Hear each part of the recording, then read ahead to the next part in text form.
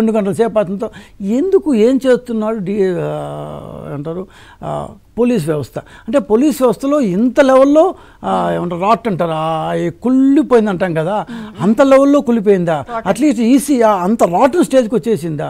ఎందుకంటే ఒక డిఎస్పీ లాంటి వ్యక్తులు, ఎస్పీ లాంటి వ్యక్తులు కూడా ఇప్పుడు మొన్న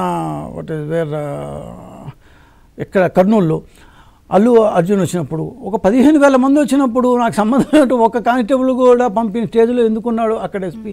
సో ఇట్లా మనం ఒక్కొక్క ఎగ్జాంపుల్ తీసుకుంటూ పోతుంటే ఇది స్వామి భక్తి అనాలో లాయల్టీ అనాలో ఆంగ్లంలో అర్థం కాదు, కానీ ఖచ్చితంగా the police of the state until this ఈ ఎలక్షన్ వరకు, ఎలక్షన్ లాస్ట్ 3 రోజుల దాకా కూడా ఖచ్చితంగా they needs a lot to be desired. పోలీసులు అనేది మామూలు వృత్తుల కంటే విలక్షణమైంది. సో దాంట్లో నిజాయితీ ఉండాలి, 100% నిజాయితీ ఉండకపోవచ్చు, కనీసం 90% అన్నా ఉండాలి. సో ఆ నిజాయితీ ఎక్కడో లోపించింది అని మాత్రం వాళ్ళ కోపం రావచ్చు, ఇందాక మీరు చెప్పేట్టు మా మీద కూడా కేసులు పెట్టవచ్చు, కానీ బట్ ఖచ్చితంగా ఇన్ని ఇన్సిడెంట్స్ ఒకదాని మీద ఒకటి. నేను తిరుపతిలో మహిళా యూనివర్సిటీ మా ఇంటి దగ్గరే, అది ఎదురుగ్గా లోపల పోయిన తర్వాత ఒక 10 మంది అక్కడికి పోతే 150 మంది వస్తుంటే పోలీస్ స్టేషన్, మహిళా యూనివర్సిటీకి పోలీస్ స్టేషన్కి ఈస్ట్ పోలీస్ స్టేషన్ అనుకుంటుందని, I think west police station కరెక్ట్గా అర్ధమైలు ఉంటుందమ్మా. నేను తిరుపతిలో ఉన్న దీనికి ఇక్కడికి కరెక్ట్గా అర్ధమైలు ఉంటుంది. అర్ధమైల్లో పోలీస్ స్టేషన్ ఉంటే అక్కడ ఎందుకు అంతమంది వచ్చి ఇది చేస్తుంటే ఎందుకు ఇది జరగలేదు? ఏం పోలీసులు ఏం చేస్తున్నారు? ఎందుకు అసలు ట్రాన్స్ఫర్ చేశారు, అన్ని చేశారు, కానీ హింస ఉంది. ఇంకొక పక్కన రికార్డ్ పోలింగ్ మీద మాట్లాడుకుంటున్నారు. Coming to our discussion point today, finances as a financial good, you are good at this thing. So ఏంటి అసలు ఎందుకు పేదలకి సంబంధించిన ఈ డీబీటీ ట్రాన్స్ఫర్స్ పెండింగ్ లో ఉన్నాయి? ఎలక్షన్స్ కు ముందు ఎంత హంగామా జరిగింది, ఇప్పుడు ఎందుకు ఆగినాయి? మీకేంటో మీరు ఇప్పుడు ఇంట్రోలో ఒక లెక్కలు చెప్తూ 24,000 crores గవర్నమెంట్ దగ్గర ఉండాలి అన్నారు. నేను కొద్దిగా యాడ్ చేస్తాను దానికి. మా లెక్క ప్రకారం 41,000 కోట్లు 41,000 crores ఏప్రిల్ 1వ తేదీ నుంచి, కొత్త ఆర్థిక సంవత్సరంలో ఏప్రిల్ 1వ తేదీ నుంచి గవర్నమెంట్ దగ్గర 41,000 కోట్లు ఉండాలి. సో స్థూలంగా కొత్త ఆర్థిక సంవత్సరంలో గవర్నమెంట్కి వచ్చిన డబ్బులు ఏంటి అంటే, ఆర్బీఐ దగ్గర నుంచి అప్పుల ద్వారా ఏప్రిల్లో 11,000 కోట్లు, మేలో ఇప్పటిదాకా అంటే మన్నటి, ఇవాళ ఐ థింక్ థర్స్డే కదా, మన్నటి మంగళవారం దాకా 6,000 కోట్లు, మొత్తం 17,000 కోట్లు తెచ్చారు. 17,000 crores ఫ్రమ్ ఏప్రిల్ 1 నుంచి మే, అంటే 45 days. ఈ 44 daysలో 17,000 crores తెచ్చారు. గవర్నమెంటు 10వ తేదీ ఎలక్షన్ కమిషన్ దగ్గరికి వెళ్ళి మా దగ్గర డబ్బులు ఉన్నాయి 14,165 కోట్లు అనుకుంటాను, మేము ఇచ్చేస్తామని. I take it on the face value of chief secretary Jawahar Reddy గారు వెళ్ళి మా దగ్గర డబ్బులు ఉన్నాయి మేము ఇస్తాను అంటే ఉన్నాయనే నేను భావిస్తాను.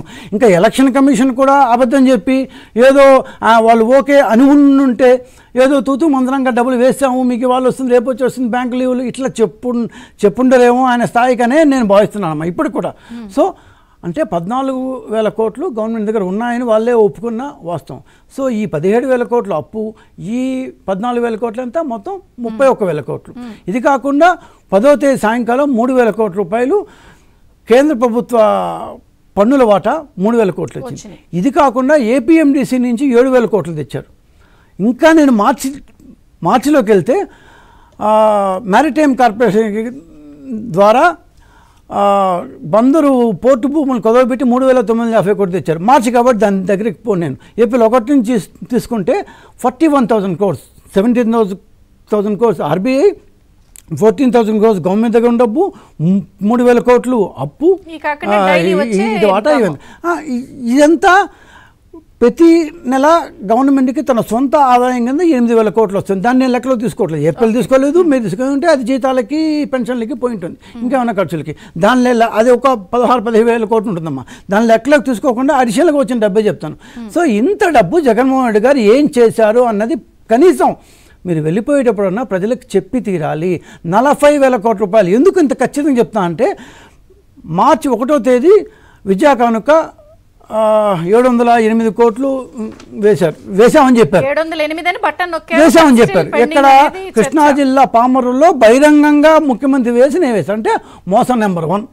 ఇన్ఫాక్ట్ మోసం నెంబర్ 3 or 4. ఎందుకంటే జనవరి ఇది 23వ తేదీ అసరా అనుకుంటాను. ఐ థింక్ అసరానో చేదోడు ఏదో గుర్తులేదు. చేయూత ఓకే. సో 6,000 సంథింగ్ క్రోర్స్ ఫిబ్రవరిలో సోఫా అని అదని వేశారు. Okay yeah. అండ్ ఫిబ్రవరిలో వేశారు. మార్చి 1వ తేదీ విద్యా కానుక, మార్చి 6వ తేదీ ఇన్పుట్ సబ్సిడీ 1,400 కోట్లు ఎంతో. ఇవంతా మోసం నెంబర్ 1, 2, 3, 4 లెక్కన. సో ఈ డబ్బులు ఏది ఇవ్వలేదు, ఇస్తా ఉన్నారు. ఫైనల్గా ఈసీ ఒప్పుకోలేదు. మీరు ఏప్రిల్ 1వ తేదీ నుంచి ఒక్క పైసా కూడా ఏ స్కీమ్కి ఖర్చు పెట్టలేదు. ఖర్చు పెట్టే స్థితికి లేదు. ఎందుకంటే కోడ్ మార్చి 16 వచ్చేసింది కాబట్టి, కొత్త సంవత్సరం ఏప్రిల్ 1వ తేదీ వచ్చింది కాబట్టి మీరు you haven't spend a single pie on any స్కీమ్లన్నీ ఏది ఖర్చు పెట్టినప్పుడు కేవలం పెన్షన్లు, జీతాలు, ఏమంటారు రోజువారీ ఖర్చులే వచ్చినప్పుడు మీకు ప్రతి నెల 8,000 కోర్స్ మీకు స్టేట్ ఓన్ రెవెన్యూ మీ యొక్క పన్ను ద్వారా వస్తున్నప్పుడు, ఆర్బీఐ ద్వారా తీసుకుని 17,000 క్రోడ్స్, మీరు ఉన్నాయని చెప్పిన 14,000 కోట్లు, ఈ పన్నుల వాటా ద్వారా వచ్చిన 3,000 కోట్లు, ఏపీఎండీసీ బాండ్లు వాళ్ళు జారీ చేసుకుంటే వాళ్ళ దగ్గర తీసుకొని మీరు ఖజానాలో పెట్టేసుకుని 7,000 కోట్లు.